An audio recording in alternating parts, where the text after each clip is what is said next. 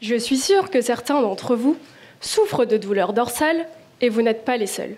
Des millions de personnes dans le monde vivent la même épreuve chaque jour. Mon grand-père, par exemple. Après avoir tout essayé, il a opté pour la chirurgie, convaincu que c'était la meilleure solution. Mais après celle-ci, les douleurs ont persisté et il était totalement découragé. Laissez-moi maintenant vous révéler un secret.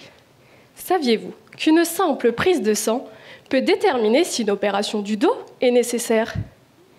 Imaginez, cette simple analyse sanguine pourrait être la clé afin de libérer les patients des douleurs qui les entravent. Mais comment, me diriez-vous? C'est là que la magie opère.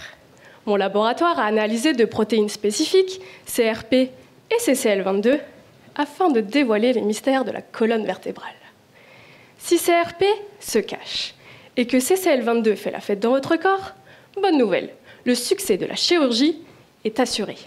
Les patients se lèveront le matin sans cette douleur lancinante dans le dos, prêts à affronter leur journée avec énergie et vitalité. Mais attention, si CRP est en excès et que CCL22 reste timide, des nuages pourraient assombrir leur horizon. S'ils optent pour l'opération, les douleurs persisteront. Mais n'ayez crainte, cette analyse leur évitera une intervention inutile. Le médecin pourra alors leur proposer une médecine personnalisée. La morale de l'histoire, si mon grand-père avait eu accès à cette prise de sang, il aurait su que l'opération n'était pas bonne pour lui. Révolutionnaire, n'est-ce pas? Une chance unique de vivre une vie sans douleur. Et cela commence par une simple prise de sang.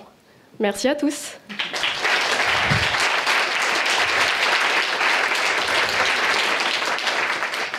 Merci pour ta présentation. Je me demandais juste, le mal de dos, c'est complexe, il y a beaucoup d'étiologies à ça. Je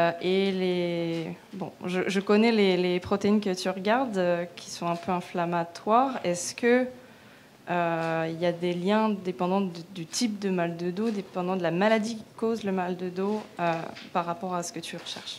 Alors oui, c'est une très bonne question. Dans mon projet de recherche, on étudie plusieurs maladies. Et c'est des maladies qui peuvent avoir des liens entre elles. C'est une continuité, en fait. Il y a une première pathologie qui va en donner une autre, etc.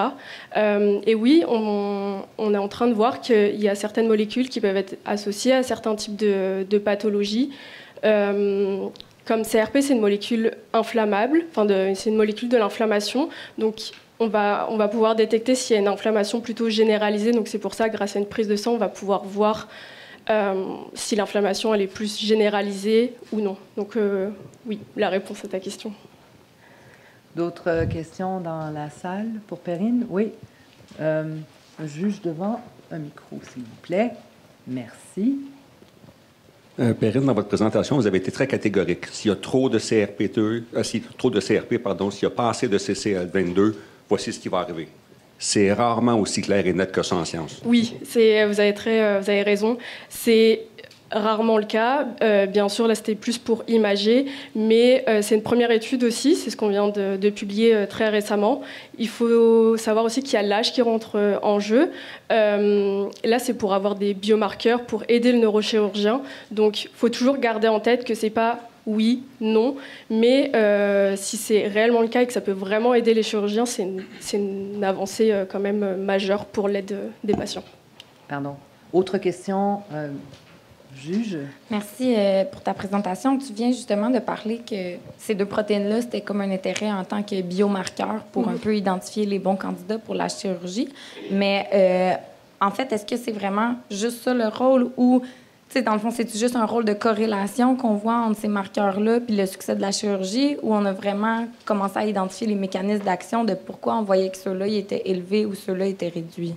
Très bonne question. Alors là, on a vu ces deux protéines en périphérie. Et le but, dans la suite de mon projet, dans les mois à venir, c'est de voir quel est l'impact de ces molécules sur la colonne vertébrale, sur les petits disques intervertébraux, ces coussins qui assurent la flexibilité et l'absorption des chocs de la colonne vertébrale. Donc oui, c'est ce qu'on va faire par la suite. Question dans mon angle mort, là, je vous vois, puis vous passerez le micro après à la rangée d'en dessous. Parfait. Merci beaucoup pour la présentation. Je me demandais si vous aviez pensé que, par exemple, la protéine C-réactive pouvait être diminuée par différentes médications, donc camoufler un peu la base initiale. Est-ce que ça peut changer à ce moment-là le pronostic du patient? Donc, si on baisse suffisamment avec une médication anti-inflammatoire, est-ce que le succès de la chirurgie pourrait quand même advenir, ou c'est vraiment malgré nos traitements pharmacologiques? C'est possible que des traitements anti-inflammatoires puissent diminuer cette protéine. Sachez que les patients qui ont une chirurgie, on leur dit de ne pas prendre de corticostéroïdes, etc., pour leur chirurgie. Et nous, dans nos analyses, on évite de voir s'il y a certains médicaments qui pourraient influencer le taux de ces protéines juste avant leur chirurgie. Vous pouvez passer avec quelqu'un dans la rangée juste devant vous. Merci. Merci. Je veux savoir, dans la même question, est-ce qu'il y a des facteurs qui ne sont pas pharmacologiques qui peuvent affecter la concentration de cette protéine? Ça veut dire, je sais pas, l'âge, activité physique, alimentation, je sais pas. Oui, vous avez totalement raison. L'obésité, l'âge peuvent influencer aussi le succès de la chirurgie. On sait que ce sont des facteurs de risque et qui peuvent aussi amplifier les maux de dos. Donc oui, il y a certains facteurs qui peuvent aussi influencer le succès de la chirurgie.